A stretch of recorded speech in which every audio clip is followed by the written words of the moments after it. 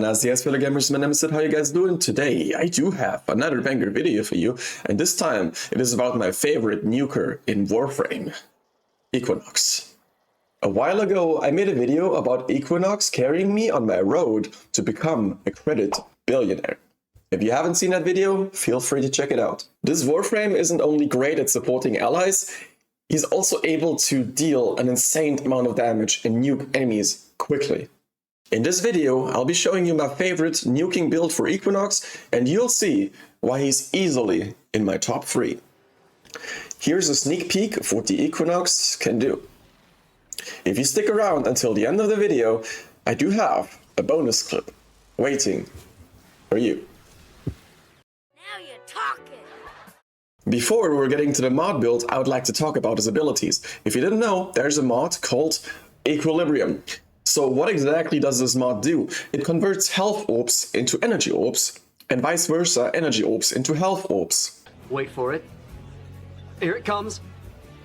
Equinox does have this as a passive ability, so it's kind of like base kit, which is very nice. With the first ability, Metamorph, you can swap between roles. If you're sticking to the night form, you're going to be more of a supporter. However, if you're sticking with the day form, you're going to be more of a damage dealer. And in this video, we're going to be sticking with the day form. When I first played Equinox, I didn't really understand him that much, so I'll try to make it easy, simple, and sweet. With the Rest and Rage ability, you basically go to an enemy, you press the active ability, and enemies that are in range are getting more vulnerable to damage. So ideally, before you cast your nuke, you can cast that to inflict even more damage. The third ability, you can basically always keep that active, as it is a channeling ability. While you have this ability active, you basically just deal more damage. So you can always have this active. You can activate this second ability before casting the nuke. Now, fellow gamers, we're getting to the final boss ability. So how exactly does this work? If you spawn and you have a little bit of energy at least, make sure you cast your fourth ability. This is also a channeling ability, so you're going to see that we depend on duration and efficiency. After casting your fourth ability, the damage that you and your teammates are inflicting on enemies is going to increase your overall damage number. Once you activate your fourth ability again, all of that stored damage is getting unleashed on enemies within the radius. And that, ladies and gentlemen, is how you nuke. Since we are talking about the abilities, I would like to get to the Helminth ability that I infused for this build. We're talking about the Terrify. Terrify is an ability of Necros. So what it does, first of all, it scares enemy away, which is perfect for crowd control. Like, let's say you're doing a defense or a mobile defense, or let's say there's just too many enemies around you and you just want to get rid of them. You just want to like scare them off. Terrify is perfect for that. Another effect Terrify does is it does armor stripping. So this is essential because it doesn't matter if you put Nourish here. Sure, you're going to have viral in addition. You're going to do more damage. But stripping enemy armor is so essential for this build. However, there's a catch. If your energy color is a dark color, you're going to be stuck in the night form and you can't swap that since you replaced the first ability. So what you want to do is you want to select a very bright energy color, which means you're always going to be in day form. Archon Shards I found quite fitting for this are obviously ability strength. If there would be Archon Shards that give you range, I wouldn't even hesitate to equip them. So we do have ability strength 4 times, ideally on Tauforge. And for the last shard, I went with the Tauforge Ember Archon Shard, as it gives us effectiveness on energy orbs. So this is basically like a mini Arcane Energize.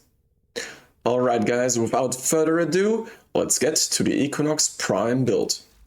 Guys, this might actually be the fastest mod speedrun I've ever done. Number 1 thing I did, max range. Cunning Drift, Stretch, Augur Reach, and Overextended. Number 2, strength. Since Overextended gives us range but decreases the strength, we have to go with Umbral Intensify and Mold Augmented that gives us more strength for each kill. Plus, we also have the Archon Shards to help us out a little bit. If you remember, we have 4 of them, which is 60% strength in addition. Number 3, Fleeting Expertise. Sorry, I had to. Since this mod gives us a very high ability efficiency, we lack in ability duration, but fear not, we're compensating that with primed continuity and constitution. A cheaper alternative would be Augur Message if you wouldn't have the capacity, for example. So Constitution just has 4% more ability duration, but it also gives you faster knockdown recovery. So if you have the capacity, definitely go for that. For even more duration, we do have Molt Efficiency, which basically gives us more duration each time our shields are active. And last but not least, Rolling Guard. For those who know, this is my favorite mod and I could not live without it. Why? If you perform a dodge or a roll, you're gonna be invincible for 3 seconds. This is super important to stay alive. Lately, I have uploaded a video in which I showed my Atomos build. If you're curious to see that, make sure to click on the link in the description down below. The reason why I mention this now is because Secondary Fortifier actually has an insane synergy with Rolling Guard. With Secondary Fortifier, each time you hit an enemy that has Overguard, it transfers Overguard to you. So let's just say you have max Overguard. By the way, for those who are curious, max Overguard with Secondary Fortifier is 15k Overguard. So let's just say you have a bunch of enemies that shoot you at the same time and your Overguard is just getting shredded. That is where Rolling Guard comes into play, because if you lose your Overguard quickly, you're very vulnerable and you can be close to dying. In that case, when you lose your Overguard, you just perform a roll, you're going to be invulnerable again for 3 seconds, and in that period, you can just shoot enemies again that have Overguard to give you Overguard in the process.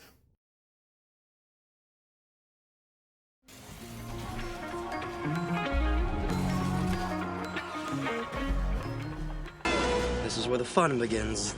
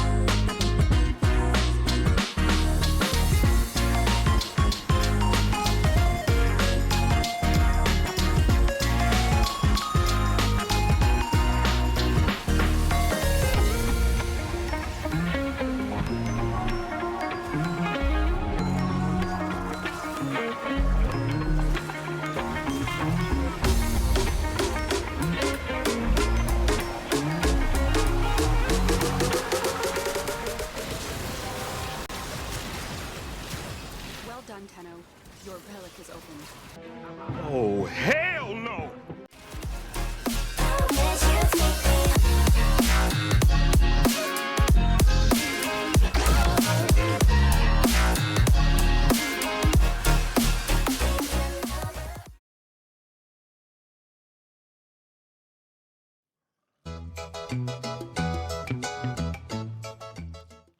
Hold up.